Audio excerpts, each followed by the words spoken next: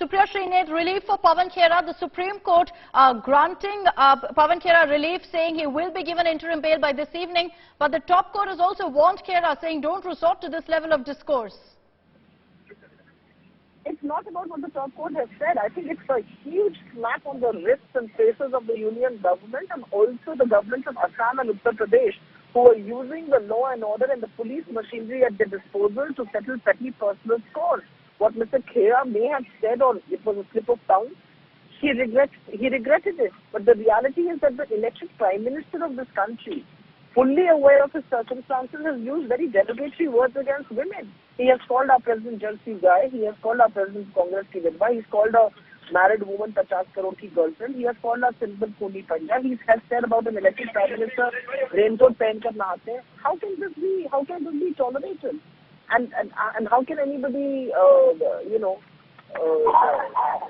make their peace with it? And the tamasha that these police forces did here in Delhi at the airport, deplaning him, then detaining him without any written law, without any order. Mr. Supriya had to be with him because, he's a legal luminary in that sense. So the reality is that somebody has to get up and ask the question that will police forces in this country be used against opposition to settle petty political scores? I don't think there's anything more or less to that. So you went to the Supreme Court, you've been granted relief on that. So you're right in saying that, the Supreme Court has believed that there is, at this point, looking at the scope of what's happened, a reason to give Pawan Khera that relief and ensure he walks out by this evening. But the point that was made in the Supreme Court, ma'am, where you had, in fact, Mr. Singhvi saying that Pawan Khera will tender an unconditional apology. Why wasn't that done in the first place if it was a mistake?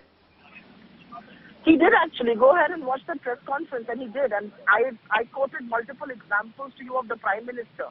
If there is one person who should perhaps face the might of Indian law, it is the Indian Prime Minister, for all the words that he has used, for all the personal allegations, for all the mudslinging that he has resorted to. Let's actually have the same yardstick for everybody in political life. Let us not be hypocrites here. The reality is, whether it's the Assam Police or the UP Police, I am glad the cases have been clubbed. I am glad an interim bail has been granted. But look at how the BJP is reacting to our plenary session. The BJP first sends ED to our MLAs, to the spokespersons, to our treasurer in Chhattisgarh, then does this. The mighty Indian state is scared of a spokesperson. Really? Is that what it has come to? Or is this vindictive petty politics?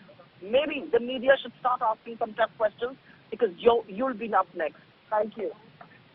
Supriya, Srinate, they're speaking to us here on India Today, saying that this is a huge step that the court has taken, saying this is a slap on the wrist for Uttar Pradesh government, for the Assam government as well, and for the BJP in all. Now you've got this big breaking news that's coming from the Supreme Court, where they've granted interim relief to Pawan Khera, and Pawan Khera will be released on interim bail this evening. Rashid Alvi of the Congress is joining us on this broadcast. Mr. Rashid Alvi, your first comments on the Supreme Court's order here. They've granted interim bail to Pawan Khera, but also very clearly warned him against making these kind of comments. Interim bail is granted. I welcome this judgment of the Supreme Court, and it is my considered opinion. Supreme Court is the only hope, ray of hope under the present circumstances. It is very unfortunate what BJP government is doing. Congress can also do it.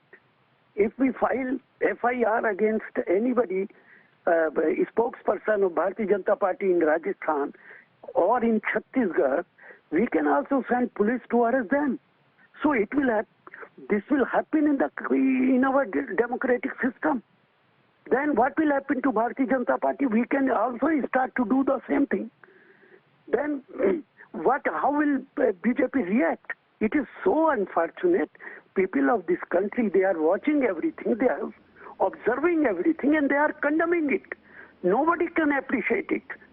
It means no spokesperson can speak anything against Prime Minister, against Government of India. No, sir. But these are comments that were, even the court has said, is not okay. That the court has very clearly said this level of discourse is not okay. At no point have they said that what he said is okay. For it. He has already apologized for it. What happening in this country? Prime Minister himself has admitted ED has brought all opposition leaders together. What is this? It means ED is working under your pressure. CBI is working under your pressure. Tomorrow, Deputy Chief Minister of Delhi may also be arrested. They want to eliminate opposition parties from this country. One party, one nation like China. I strongly condemn this, whatever has happened with our spokesperson. And Assam Chief Minister, he is responsible for this. Basically, I have said so many times, Assam Chief Minister, he wants to become Prime Minister of this country. Just he wants to please RSS and Bharatiya Janata Party. Okay, That so is you're the saying all of reason this is being done at the behest of the Assam Chief Minister. We'll get a reaction from the BJP on that charge you've levelled. Mr. Rashid Alvi, thank you for joining us here on India Today.